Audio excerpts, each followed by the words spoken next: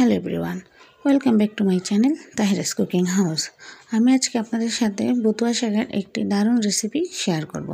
অনেকে হয়তো বা এই শাককে বৈত্যা শাক বলেও চিনে থাকেন। তো এই শাকটি কিন্তু খেতে অনেক বেশি মজা। তো চলুন চলে যাওয়া যাক আমার আজকের পুরো রেসিপিতে। আমি শাক রান্নার জন্য প্রথমে কড়াইতে তেল, পেঁয়াজ ও কাঁচামরিচ ভালোভাবে ভেজে নেব। আমি কিন্তু পেঁয়াজ কাঁচামরিচ লালচে করে ভেজে নেব। এবার এর ভিতরে আমি দিয়ে দেব সিম ও আলু। আমি সিম ও আলুগুলোকে কেটে ধুয়ে নিয়েছি। এবার একটু নাড়াচাড়া দিয়ে এর ভিতরে আমি দিয়ে দেব হালকা হলুদের গুঁড়া ও স্বাদ মতো লবণ। অনেকে শাকে হলুদের গুঁড়াটা পছন্দ করেন না, এটা আপনারা চাইলে স্কিপও করতে পারেন। তো আমি এখানে দিয়েছি। এবার এখানে আমি দিয়ে দেব কেটে ধুয়ে রাখা শাক। আমি কিন্তু শাকগুলো দেওয়ার পরে কোনো রকম পানি ইউজ করি নাই। এবার আমি শাকগুলো দিয়ে ঢাকনা দিয়ে ঢেকে দেব, তাহলে শাকটা কিন্তু কমে অর্ধেকেরও কম হয়ে যাবে। এবার আমি ঢাকনা দিয়ে ঢেকে দেব। ঢাকনাটা দিয়ে ঢেকে রান্না করার পরে দেখেন শাকটা কিন্তু অনেকটা কমে গিয়েছে। এবার আমি অনবরত নাড়াচাড়া দিতে থাকব।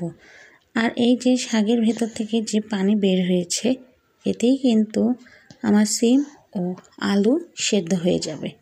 তো আমি শাকটা অনবরত নাড়াচাড়া দিয়ে রান্না করতে থাকব। আমি কিন্তু এখানে কোনো রকম পানি ব্যবহার করি নাই। আমি কিন্তু মাঝখানে আরও একবার ঢাকনা দিয়ে ঢেকে দিয়েছিলাম, ওটা স্কিপ হয়ে গিয়েছে। এবার আমি অনবরত নাড়াচাড়া দিতেই থাকবো যেন নিচে লেগে না যায়। নিচে লেগে গেলে কিন্তু একটা পোড়া পোড়া স্মেল আসবে খাওয়ার সময়। এবার আমি দিয়ে দিব উপর দিয়ে কিছু ধনেপাতা। আপনারা চাইলে শাকে ধনেপাতাটা স্কিপও করতে পারেন। এবার দেখেন আমি নাড়াচাড়া দিতেই থাকবো। আর এখনই কিন্তু দেখতেই জিভে পানি এসে যাচ্ছে। তো এবার আমি বাটিতে পরিবেশন করে দেখাবো শাকটা ঠিক কতটা সুন্দর হয়েছে। তো এই যে দেখতেই পাচ্ছেন আমার শাকটা কিন্তু রান্না কমপ্লিট। আর এটা কিন্তু বাসায় অনেক মজা করে সবাই খেয়েছিল।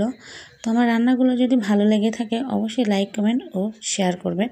এবং আমার চ্যানেলে নতুন নতুন ভিডিও পেতে অবশ্যই আমার চ্যানেলটি সাবস্ক্রাইব করে পাশে থাকা বেল আইকনটি ক্লিক করে রাখবেন। তাহলে আমার চ্যানেলের সকল নতুন ভিডিওর নোটিফিকেশন আপনাদের ফোনে চলে যাবে। সবাই ভালো থাকবেন, সুস্থ থাকবেন। আল্লাহ হাফেজ।